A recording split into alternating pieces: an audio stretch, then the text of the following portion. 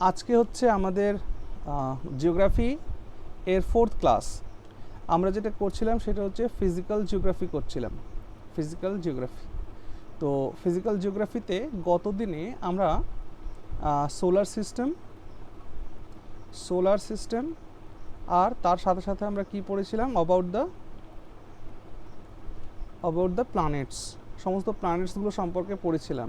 আমি যে প্ল্যানেট সম্পর্কে তোমাদের যে নোটটা দিয়েছিলাম সবাই খাতায় নোট করে নিয়েছো তো? হ্যাঁ স্যার। নাকি পিডিএফটার মতনই আছে? এটা করবে না, হ্যাঁ, যেটা নোট করতে বলবো সেটাকে নোট করে নেবে প্রপারলি, ঠিক আছে? চলো আজকে আমরা এই ধারাটাকে আরও একটু আগে রেখে তারপর আলোচনা করি। সবার প্রথম, আচ্ছা যারা প্রথম আছো তারা একবার দেখে নাও, একটি স্ক্রিনশট নিয়ে নাও। আমরা আমাদের সমগ্র কোর্স জুড়ে ভূগোলের এই পার্টটাকে কমপ্লিট করব, ওকে? সো চলো, আমাদের টাইপস অফ গ্যালাক্সিজ আমরা পড়ছিলাম, তো আজকে এটা নয়, চলো আমরা জায়গাটায় যাই। ফিজিক্যাল জিওগ্রাফিটা আমরা পড়ছিলাম, এখান থেকেই করি। দেখো আজকে আগের দিন যে পর্যন্ত পড়েছি তারপর থেকে আরও কতগুলো পয়েন্ট তোমরা লিখবে। যেমন আমি যদি বলি যে প্ল্যানেট কাকে বলে, হ্যাঁ, তো সবার প্রথমে তোমরা লেখো ডেফিনিশন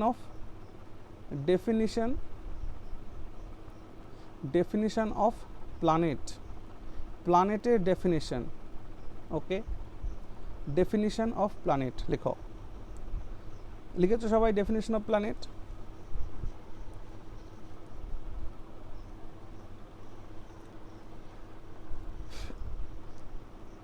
এখান থেকে বলবো, এবার আমি এখানে পয়েন্ট বলবো, আমি তোমরা লিখবে।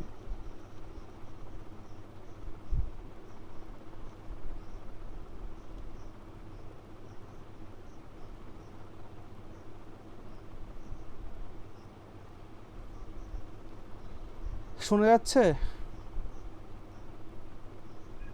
হ্যাঁ বলুন দাদা। হ্যাঁ হ্যাঁ দাদা। হ্যাঁ লেখো। According to international atomic union, according to international atomic union,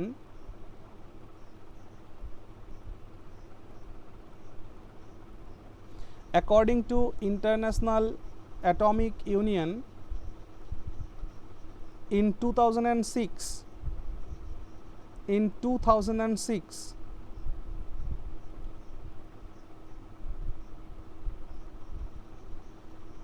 comma, a planet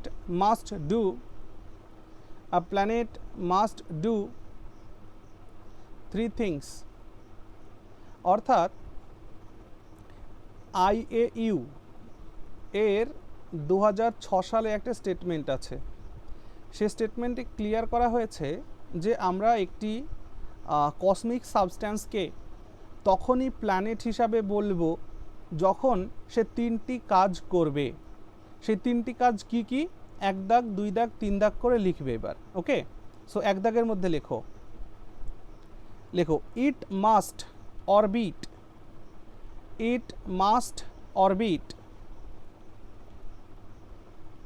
it must orbit a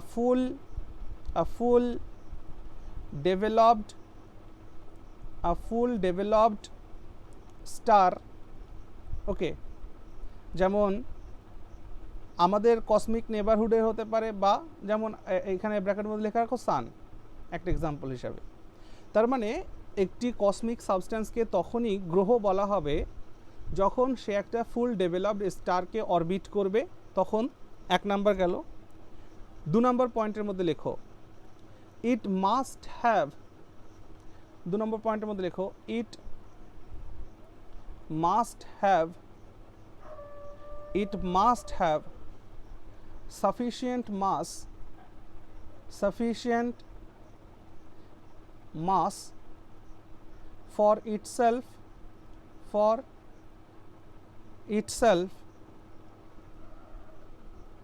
gravity to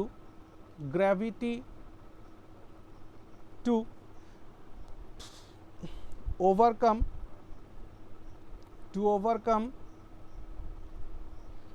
rigid body forces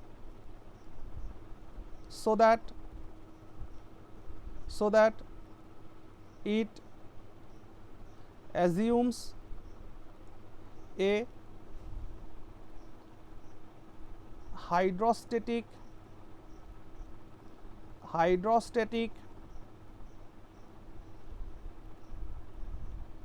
equitable shape, under bracket লিখে রাখো, nearly spherical.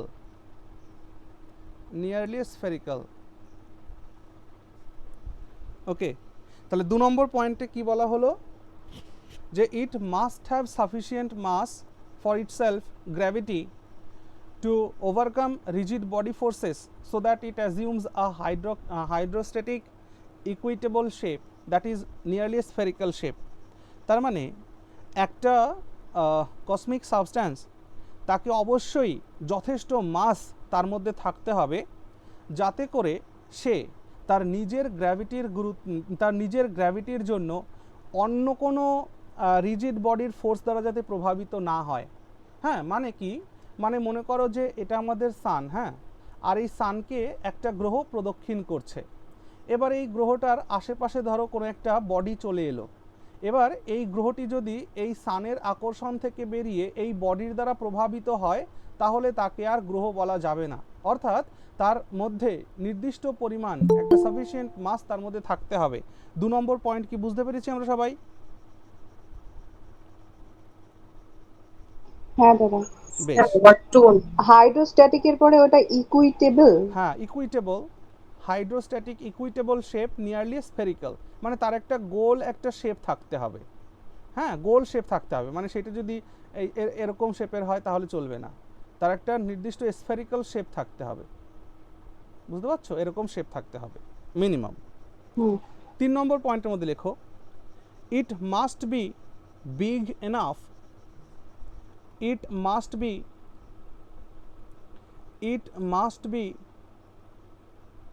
big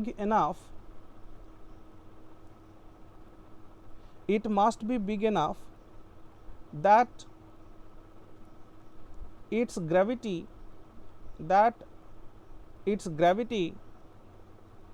clear away any other objects of a similar size near its orbit around the sun. ওকে, কি লিখলে? It must be big enough, এটাকে যথেষ্ট বড় হতে হবে, that its gravity clear away any other objects of a similar size near its orbit around the sun. অর্থাৎ কি, ধরো এটা একটা গ্রহ, এই গ্রহটা যথেষ্টই বড় হতে হবে তার নিজের অরবিটটাকে বজায় রাখার জন্য। ধরো এর অরবিটের মধ্যে আরেকটা গ্রহের অরবিট এসে ঢুকে গেছে, এমনটা হলে চলবে না। যেমনটা কার ক্ষেত্রে হয়েছে বলো তো?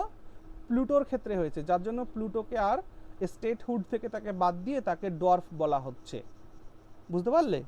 তাহলে মনে রাখবে এই যে প্লুটো, এ যে গ্রহ নয়, এ যে ডোয়ার্ফ প্ল্যানেট, এটা এই 2006-এ IAU থেকেই কিন্তু বলা হয়েছিল। আর সেই সময় গ্রহের এবং উপগ্রহের বা বামন গ্রহের সংজ্ঞা নির্ধারণ করেছিল। তো সেই সময় গ্রহদের জন্য এই 3টি কথা বলা হয়েছিল। সো এই 3টি কথা ক্লিয়ার হয়েছে যে কোনো বস্তুকে যদি প্ল্যানেট বলতে হয় তাহলে নিশ্চিত রূপে তার এই 3টে কাজ করতে হবে। ওকে,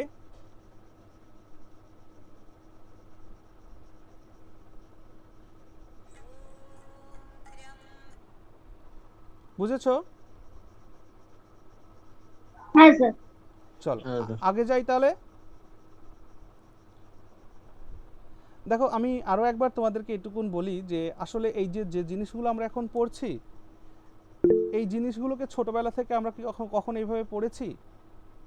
পড়িনি, অথচ আমরা একজন সিভিল সার্ভেন্ট হতে চলেছি, তো এই বেসিক নলেজটুকুন আমাদের দরকার বলে এইগুলোকে পড়াচ্ছি, আদারওয়াইজ আমাদের সিলেবাসে কিন্তু এই বিষয়গুলো নেই। হ্যাঁ, চলো আর একবার একটু একটু করে একটু বলে দিন। আরেকবার এই তিনটি পয়েন্ট হ্যাঁ আবার স্যার, এলাবোরেট করবো। আচ্ছা, এক মিনিট দাঁড়াও। হ্যালো, আমি পড়াচ্ছি বাড়িতে।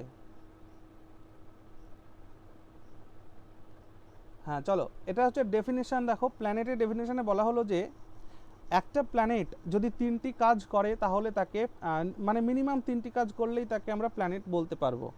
এক নম্বর হচ্ছে it must orbit a full developed star, মানে এটা একটা ফুল ডেভেলপড স্টারকে প্রদক্ষিণ করবে। দু নম্বর কথা হচ্ছে it must have sufficient mass for itself, কারণ এর নিজের একটা যথেষ্ট মাস থাকতে হবে যাতে করে অন্য কোনো আউটার সাবস্ট্যান্স এসে তার গ্র্যাভিটিকে যাতে প্রভাবিত না করতে পারে। আর 3 নম্বর পয়েন্টে বলা হলো যে তার অরবিট নির্দিষ্ট রূপে তার অরবিটই থাকবে, অর্থাৎ তার অরবিটের মধ্যে আরও একটা গ্রহ বা আরও কোনো সাবস্ট্যান্সে প্রবেশ করবে এমনটা যেন না হয়। ওকে, বুঝতে পেরেছো এই একদম। 3টি পয়েন্ট? স্যার প্ল্যানেটের ডেফিনেশনে এ প্ল্যানেট মাস্ট, তারপরে বুঝতে পারিনি। কোনটার মধ্যে? হ্যাঁ, আমি শেষ হলে তোমাকে ফোন করছি। হ্যাঁ, অ্যাকর্ডিং টু ইন্টারন্যাশনাল আমি তো অ্যাটমিক আজকে যেতে ইউনিয়ন পারবো ইন না তো। 2006 এ planet must 10:30। Do 3 Times things. কি? দাঁড়াও তো, তোমরা 1 মিনিট ওয়েট করো। হ্যাঁ বলো।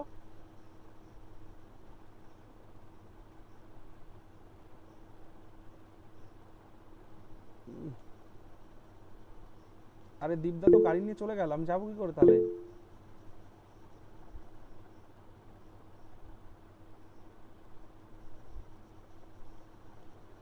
ঠিক আছে, দেখছি আমি পড়াই। ওকে, হ্যাঁ বলো বলো বোনটি আমার। আচ্ছা, লেট মি ওই ক্লিয়ার যে ওয়ান্স। ওই ওকে, শোনো, এখানে বলা হলো কি, দেখো আমাদের না স্যার, ওই আমি মানে কমপ্লিট করতে পারিনি ও আচ্ছা সেন্টেন্সটা। এ আচ্ছা, প্ল্যানেট মাস্ট। হ্যাঁ, must do 3 things according to international atomic union in 2006, a planet must হ্যাঁ, ডু এবার থ্রি কমপ্লিট। থিংস আর সেই 3টে থিংস হলো এই যে এটা। ওকে, চলো হ্যাঁ ঠিক আছে, এবার আমরা কমপ্লিট। দেখতে চলেছি যে ফরমেশন অফ মুন, আমাদের চাঁদের ফরমেশন কি হলো সেই সম্পর্কে কয়েকটা ধারণা দেখব। ওকে, চলো খাতায় হেডিং লাগিয়ে দাও, ফরমেশন অফ মুন, মুনের ফরমেশন মানে চাঁদের উৎপত্তি। ওকে, তাহলে এর মধ্যে কয়েকটা পয়েন্ট লেখো। Moon is the only natural satellite, moon is the only natural satellite, satellite বানানটা হচ্ছে SATELLITE, moon is the only natural satellite of the earth, moon, sir আরেকবার স্পেলিং করবেন? হ্যাঁ আরেকবার বলছি, SATELLITE স্যাটেলাইট, SATELLITE স্যাটেলাইট বানানটা। হ্যাঁ, তাহলে লেখো moon is the only natural satellite of the earth that was formed 4.5 billion years ago, that was formed 4.5 billion years ago. Next point বলবো। হ্যাঁ লেখো there are different theories, THEORIES, there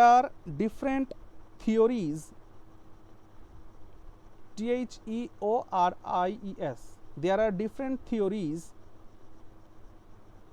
that are put forward, there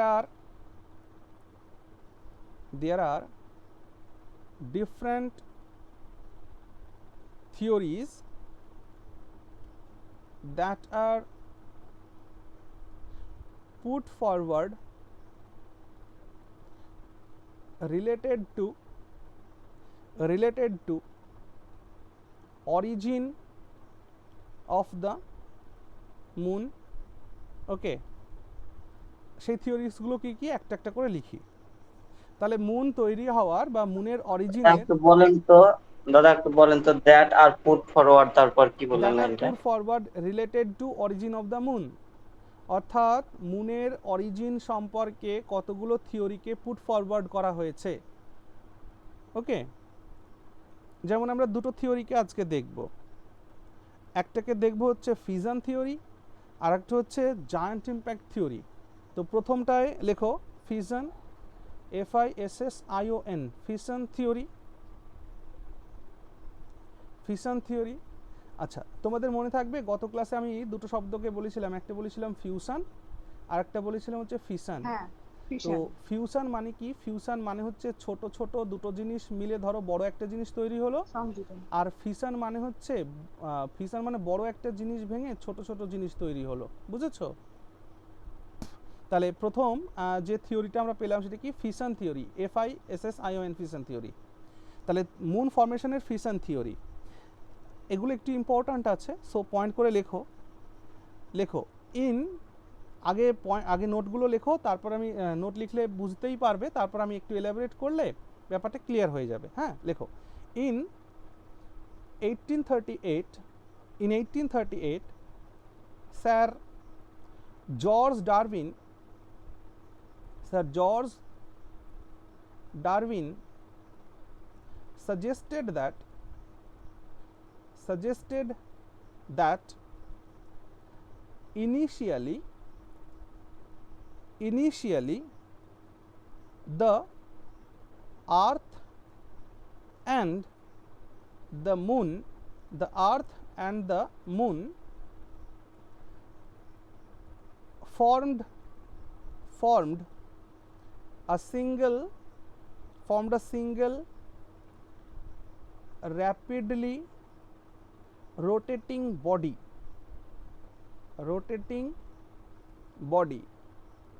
তাহলে প্রথম পয়েন্টে কি লিখলে তোমরা? লিখলে যে 1838 সালে জর্জ ডারউইন স্যার বলেছিলেন যে পৃথিবী আর চাঁদ এরা একটা সময় একই ছিল, একটা বডি ছিল, সিঙ্গেল বডি ছিল, এবং তারা খুব দ্রুত ঘুরছিল সূর্যের চারিদিকে। ওকে, এই পয়েন্টটা লিখলে। তারপরের পয়েন্টটা লেখো the whole mass became a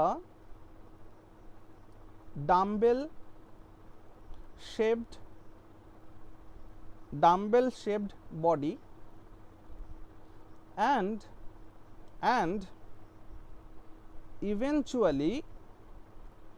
eventually it broke.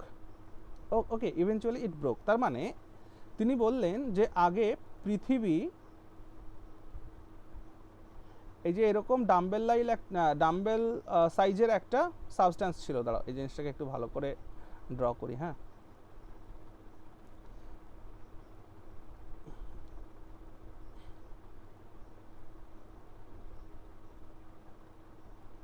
মানে বলতে চাইলো যে এরকম দুটো একই সাথেই যুক্ত ছিল, এরকম করে।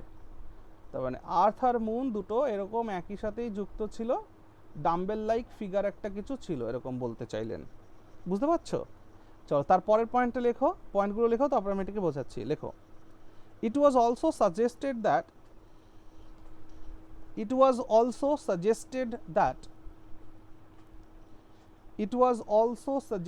that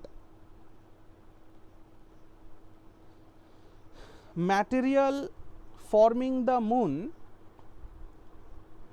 it was also suggested that the material forming the moon was separated from separated বানান হচ্ছে ACPARATED, was separated from, আরেকবার স্পেলিংটা বলুন sir. separated SEPARATED, separated from what we have at present we have at present, what we have at present, the depression or the depression separated from দাদা separated from what we have at present, separated from what we have at present, তারপর লিখো the depression, depression, the depression occupied, occupied, occupied by Pacific Ocean, by Pacific Ocean, PACIFIC, Pacific Ocean, OCEAN, ocean, full stop. Last পয়েন্টটা কি সবাই লিখতে পেরেছো ঠিকঠাক করে, নাকি আরো একবার বলবো? হ্যাঁ দাদা পেরেছি। আচ্ছা, তবুও লাস্ট পয়েন্ট আমি আরেকবার বলছি। লাস্ট পয়েন্টে তোমরা লিখলে যে it was also suggested that the material forming the moon was separated from what we have at present the depression occupied by Pacific Ocean. তার মানে বুঝতেই পারছো, ফিউশন থিওরি মানে বড় জিনিস ভেঙে ছোট জিনিস হবে।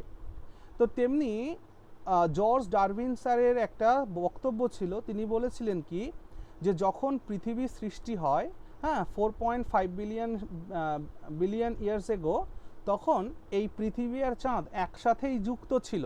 কেমনভাবে? ওই যে দেখবা বড় ওলের সঙ্গে ছোট ছোট ওল যুক্ত থাকে না, দেখেছো কেউ?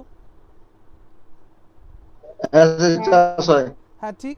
তো ওই রকম এই যে ফিগারটা দেখতে পাচ্ছ, এইরকমই আর কি, মানে বড় একটা ওলের সঙ্গে ছোট ছোট টুকরো টুকরো ওল যেমন যুক্ত থাকে ওই রকম একটা ফিগার ছিল, মানে যেটাকে দেখতে একটা ডাম্বেল লাইক একটা ফিগার মনে হয়। তো হয়েছে কি, ঘটনাক্রমে সেইটা ধীরে ধীরে এই পার্টটা পৃথিবী থেকে খসে গেছে, অর্থাৎ এই পার্টটা খসে চন্দ্র হয়ে গেছে আর এই পার্টটা খসে পৃথিবী হয়েছে। তারপরে সেটাকে আরও ক্ল্যারিফাই করার জন্য বলা হলো যে it was also suggested that the material forming the moon, অর্থাৎ যে ম্যাটেরিয়ালগুলো দিয়ে আজকের দিনে চাঁদ তৈরি হয়েছে সেই ম্যাটেরিয়ালগুলো আমরা পেয়েছি হচ্ছে প্যাসিফিক ওশানের যে এখন গভীরতা বা প্যাসিফিক ওশানের যে খাদ, সেই খাদটাতে যা কিছু ম্যাটেরিয়াল ছিল সেটাই নাকি চাঁদ হয়েছে। তার মানে একটা মনে করো যে একটা বড় একটা জিনিসের সঙ্গে কিছু একটা এরকম করে যুক্ত হয়েছিল। এবার এইটা যদি এখান থেকে আলাদা হয়ে যায় তাহলে নিশ্চিতরূপে এখানে এরকম একটা গর্ত হয়ে যাবে না, বুঝতে পারছো? তার মানে প্যাসিফিক ওশানের যে ডিপ্রেশন, মানে প্যাসিফিক ওশানে আজকের দিনে আমরা যে খাদটা ওই মারিয়ানা ট্রেঞ্চ দাদা, টোটালটাই মানে পুরো সমগ্র প্যাসিফিক ওশান যেটা, সেইটা বলা হচ্ছে যে ওইখানে আগে চাঁদটা ছিল পৃথিবীর সঙ্গে লেগে, পরে ওইটা ওখান থেকে চাঁদটা ভেঙে আলাদা হয়ে গেছে, যার কারণে পৃথিবীর ওই অংশটুকুন খাদ হয়ে গেছে, মানে ওখানে পরবর্তীকালে সমুদ্র তৈরি হয়েছে প্যাসিফিক ওশান। ওকে, এই বক্তব্য। দুজনের ভলিউমটা কি সমান স্যার? না না, ভলিউম কেন সমান হতে যাবে? না না, বলছি ওই প্যাসিফিক ওশানের যতটা জায়গা ওই রকম মাছটা কি ওইটার চাঁদের? হ্যাঁ সেটাই বলছেন এখানে। তাহলে জর্জ ডারউইনের থিওরি, যদিও এই থিওরিটি মানে সর্বজন গ্রাহ্য নয়। ওকে, বুঝতে পারলে? তাহলে মুনের ফরমেশনের দুটো থিওরি আমরা আজকে, হ্যাঁ স্যার, তাহলে একটা থিওরি আমরা পড়ব হচ্ছে ফিউশন থিওরি। হ্যাঁ ওকে, তো একটা স্যার, হ্যাঁ বলো। এটা যখন একসঙ্গে ছিল তো তখন অতিরিক্ত রোটেটিং এর জন্যই তো এটা আলাদা হয়েছে, তাই তো? মনে হয় তাই। আচ্ছা ঠিক আছে। ভালো করে শোনো, এটাই যে ঘটেছে এমনটা নয়। দেখো প্রত্যেক জায়গায় সাজেস্ট কথাটা লেখা আছে, সাজেশন, কনসিডার্ড, এমনটা, কারণ আমরা তো কেউ আর দেখিনি গিয়ে, তবে ধারণা করা হচ্ছে যে আজকে পৃথিবীর সঙ্গেই চাঁদের বডিটুকুন লেগেছিল এবং পরবর্তীকালে পৃথিবী থেকে ওই অংশটুকুন খসে গেছে, খসে গিয়ে পৃথিবীর চারিদিকে ঘুরতে শুরু করেছে, যার কারণে নাকি আমাদের প্যাসিফিক ওশানের যে খাদটা দেখতে পাই সেটাতে নাকি ওই জায়গাতে নাকি একসময় ওই টিউমারের মতন চাঁদটা লেগেছিল পৃথিবীর সঙ্গে। এই বক্তব্য হচ্ছে স্যার জর্জ ডারউইনের, বুঝেছো? এবার হ্যাঁ স্যার। 2 নম্বর থিওরিটা দেখো, 2 নম্বর থিওরিটা দেখো। তাহলে এটা হয়ে গেছে সবার লেখা, বুঝতে পেরেছো তো নাকি যে থিওরিতে কি বলা হলো অ্যাকচুয়ালি? ওকে ঠিক আছে, চলো 2 নম্বর থিওরিতে লেখো giant impact hypothesis, GIANT, giant. আচ্ছা, জায়ান্ট ইম্প্যাক্ট থিওরি আমরা গত দিনেও আলোচনা করেছিলাম একটু। ওই সূর্যের থেকে পৃথিবীর মানে নক্ষত্র গ্রহগুলো কিভাবে তৈরি হলো পড়েছিলাম না ওখানে, যে সূর্যের কাছাকাছি কোনো একটা সাবস্ট্যান্স চলে এসেছিল আর তার গ্র্যাভিটির কারণে সূর্যের বডি থেকে কিছু মাস বেরিয়ে এসেছিল, আর যেটা সূর্যকে চারিপাশে ঘুরতে ঘুরতে গ্রহগুলো সৃষ্টি হয়েছে। মনে পড়ছে? হ্যাঁ স্যার। হ্যাঁ, তো এবার পৃথিবী থেকে যে চাঁদের সৃষ্টি হলো সেটা সেখানেও এই জায়ান্ট ইম্প্যাক্ট থিওরি রয়েছে। মনে রাখবে এই জায়ান্ট ইম্প্যাক্ট থিওরিটাই হচ্ছে সর্বজন গ্রাহ্য। তাহলে এখানে কি পয়েন্ট আছে লেখো একবার, লেখো it is now generally believed, it is now অর্থাৎ এখন এটাকেই বিশ্বাস করা হয় যে জায়ান্ট ইম্প্যাক্ট থিওরির মাধ্যমেই বা জায়ান্ট ইম্প্যাক্টের প্রভাবেই পৃথিবী থেকে খসে কিছুটা অংশ চাঁদে পরিণত হয়েছে। লেখো it is now generally believed. আমি লিখে দেবো না মুখে বললেই হচ্ছে? হ্যাঁ হচ্ছে। Okay. It is now generally believed that formation of moon, it is now generally believed that formation of moon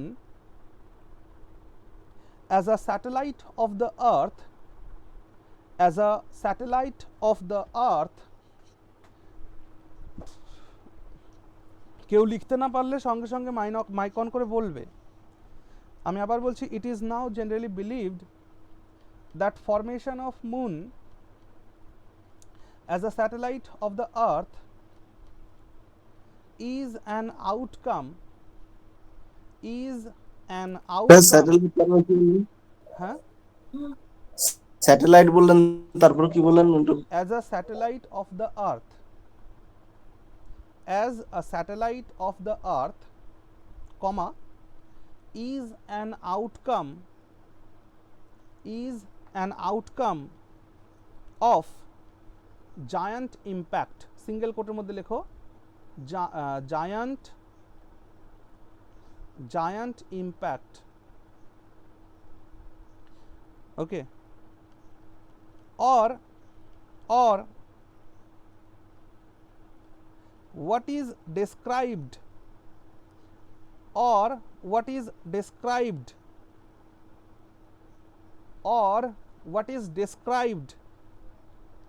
as the big splat,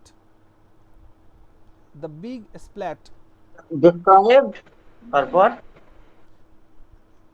described as the big splat, SPLAT, the big splat.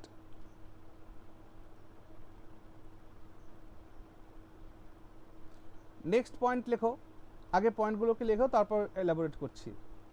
বলবো next point? হ্যাঁ লেখো, আমি ধীরে ধীরে বলছি। হ্যাঁ লেখো, a body of the size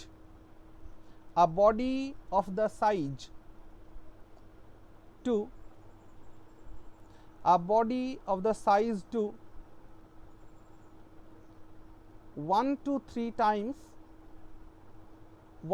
3 times that of mass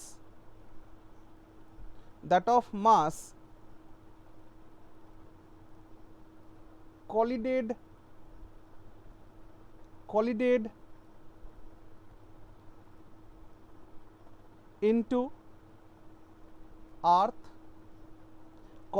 into earth,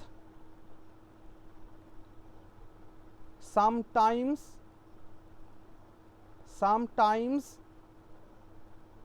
shortly after the earth was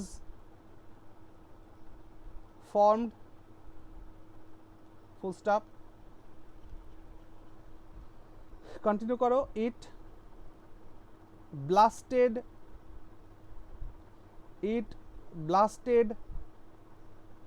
a large part of the earth into space, full stop. Next পয়েন্টের মধ্যে লেখো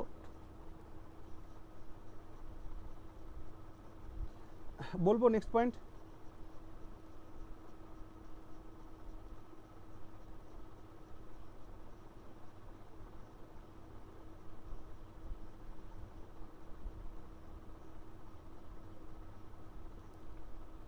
হ্যাঁ দেখো ultimately you are aspiring for a civil servant, okay, বা civil service, so minimum dictation efficiency you must have, okay. Next point লেখো this portion of blasted material, this portion of blasted material, this portion PORTION, this portion of blasted material then continued CONTINUED continued to orbit the earth, continued to orbit the earth and eventually means finally, and eventually formed into present moon, and formed into present moon about 4.5 billion years ago, eventually formed into present moon about 4.5 billion years ago, full stop.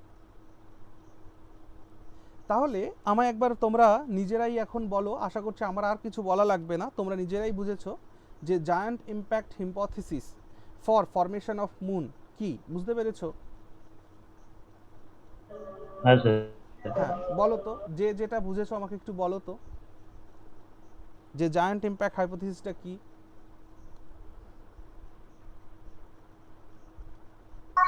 ওই চাঁদের ভরের সমান একটা বস্তু পৃথিবী থেকে বাইরে বেরিয়ে গিয়ে চাঁদের হয় চাঁদের ভরের সমান অথবা তার 1 থেকে 3 গুণ, তাই তো? হ্যাঁ হ্যাঁ হ্যাঁ, কি হলো তারপর? ওটা ভরের বস্তু, ওটা পৃথিবীর সঙ্গে কলিশনের পরে ওই পার্টটাই বেরিয়ে গিয়ে চাঁদটাকে চাঁদের তৈরি সৃষ্টি করেছে। হয়েছে। Very good. আচ্ছা হ্যাঁ। সকলেই এইটাই বুঝেছো কিনা বলো তো একবার আমাকে? হ্যাঁ দাদা হ্যাঁ ভেরি গুড। হ্যাঁ স্যার চলো তাহলে এবার আমরা জানবো যে ডর্ফ প্ল্যানেট ব্যাপারটা কি। চলো এবার খাতা হেডিং লাগিয়ে দাও ডর্ফ প্ল্যানেট। চলো DWARF ডর্ফ প্ল্যানেট লেখো। It is a celestial body. It is a CELESTIAL celestial, ওকে, এই টকটাকে চয়ের উচ্চারণ করতে হবে। It is a celestial body that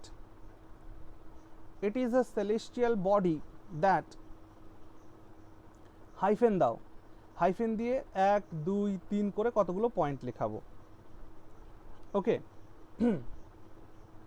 দেখো একটা কথা বলি তোমাদের, এখানে বললাম টটাকে চয়ের উচ্চারণ করতে হবে, সেলেস্টিয়াল বডি বলতে হবে। তেমনি করে আমার একটা কথা বলতো, EDUCATION, এটা প্রনাউন্সিয়েশনটা কি? এডুকেশন হ্যাঁ এডুকেশন। হ্যাঁ, তো এইখানে ডিটা না ড এর উচ্চারণ নেই, এডুকেশন। ডি এটার উচ্চারণ হচ্ছে বর্গ জয়ের উচ্চারণ আছে, বুঝেছো? It is education, okay, not ড, ইট ইজ জ।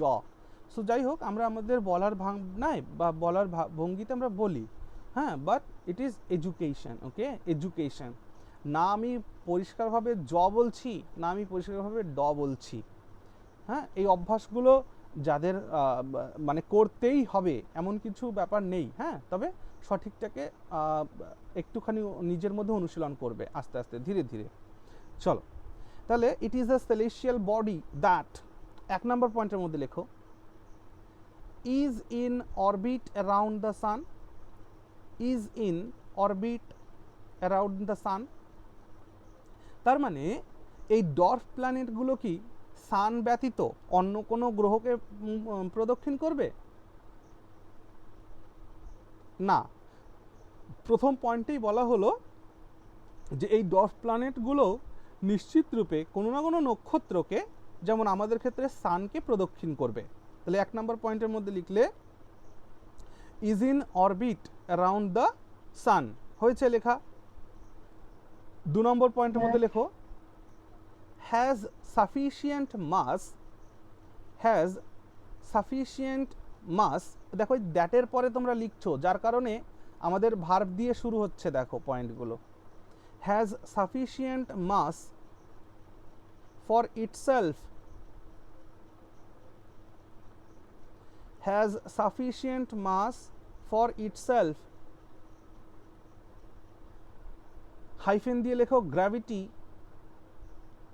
gravity to overcome rigid body forces, gravity to overcome rigid, RIGID, rigid body forces,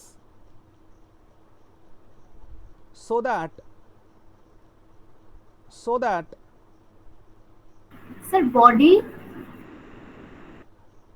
body forces, FORCES, body forces, so that it assumes a state, so that it assumes a state of equitable assume তারপর কি বলেন দাদা? assumes a state, assumes means a state, STATE, assumes a state of, sir হ্যাঁ বলো। বলছি sir assume স্পেলিংটা কি ASSUMS? ASSUMES, হ্যাঁ ASSUMES, ASSUMES, assumes a state of equitable, EQUITABLE, equitable, nearly round shape, nearly round shape।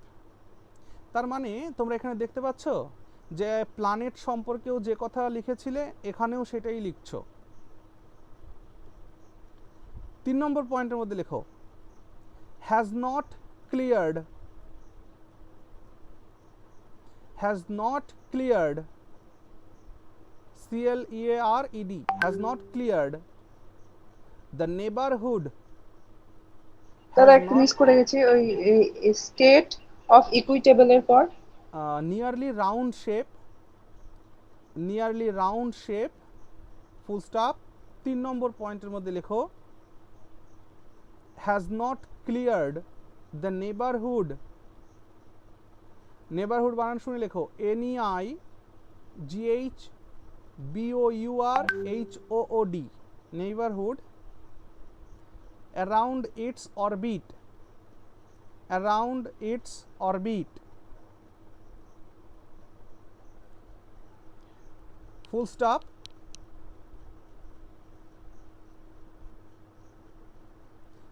Last point, আচ্ছা last point লেখো, পরে লেখো আমি বলছি। হ্যাঁ It orbit দাদা বলুন। its ITS, around its orbit, full stop। last point is not a satellite, is not a satellite, is not a satellite, okay, full stop. দেখো তাহলে ডর্ফ প্ল্যানের কথা বলা হলো, একটা জিনিসই এর মধ্যে তফাৎ পাওয়া গেল, সেটা হচ্ছে যে ওপরের দুটো তোমরা দেখলে গ্রহের ক্ষেত্রেও যা ছিল এই ডর্ফের ক্ষেত্রেও তাই হলো। নিচের দুটো পয়েন্টকে এর পার্থক্য তৈরি হলো। নিচের পয়েন্ট দুটোতে কি বলা হলো? থার্ড পয়েন্টে বলা হলো যে has not cleared the neighbourhood around his orbit, এর অরবিটের আশেপাশে যে নেবারহুডগুলো রয়েছে তাদেরকে ক্লিয়ার করতে পারে না। ওকে, তার মানে যথেষ্ট বড় নয় একটা গ্রহের মতো। 4 নম্বর পয়েন্টের মধ্যে বলা হলো যে এটি যেন কোনো উপগ্রহ না হয়, মানে এটি যেন অন্য কোনো গ্রহকে মুভ না করে ফেলে, এটা যেন সানকেই মুভ করবে। এইটা হচ্ছে ডর্ফ প্ল্যানেটের definition. According to whom? According to whom? Darwin. International atomic IAU হ্যাঁ, এই ডেফিনিশনগুলো দিয়েছে হচ্ছে ইন্টারন্যাশনাল অ্যাটমিক ইউনিয়ন AIU। কবে? 2006। ওকে, আচ্ছা বেশ। এরপর আমাদের বেশ কিছু পয়েন্ট রয়েছে। আমরা যেটা মূল আমি এই জায়গা থেকে তোমাদেরকে নিয়ে যেতে চাচ্ছি, সেটা কোথায় নিয়ে যেতে চাচ্ছি জানো তো? আমি তোমাদেরকে নিয়ে যেতে চাচ্ছি evolution of atmosphere and hydrosphere. আমাদের পৃথিবীতে ধীরে ধীরে কিভাবে অ্যাটমসফিয়ারটা তৈরি হলো, তারপর হাইড্রোস্ফিয়ারটা তৈরি হলো, বুঝতে পারছো? তারপরে আমাদের এই আলোচনার মধ্যে ধীরে ধীরে আসবো আমরা ইকুয়েটরকে নিয়ে একটু আলোচনা করব, হ্যাঁ, তারপর লঞ্জিটিউড ল্যাটিটিউডকে নিয়ে আলোচনা করব করে মোটামুটি নেক্সট যেদিন আমাদের জিওগ্রাফির ক্লাস হবে আগামী বুধবারে এই পার্টটা আমরা পুরোটাই কমপ্লিট করব। যার জন্য আমি কি করব, আমি আজকে তো স্লাইড করতে পারিনি, সো নেক্সট ক্লাসে আমি যেটা করব সেটা স্লাইড করে দেব, যাতে তোমরা স্ক্রিনশট নিয়ে পরে লিখতে পারো। মানে এই পার্টটাকে আমি বুধবারেই খতম করে আমাদের সিলেবাস অনুযায়ী যে পার্টটা রয়েছে সেই পার্টটাকে আমরা শুরু করব। ওকে দাদা 3 নম্বর পয়েন্টটা একবার বলুন না। হ্যাঁ, 3 নাম্বার পয়েন্টের মধ্যে লেখো যে it is not a satellite. হ্যাঁ, it is not a satellite, is not a satellite লেখা আছে।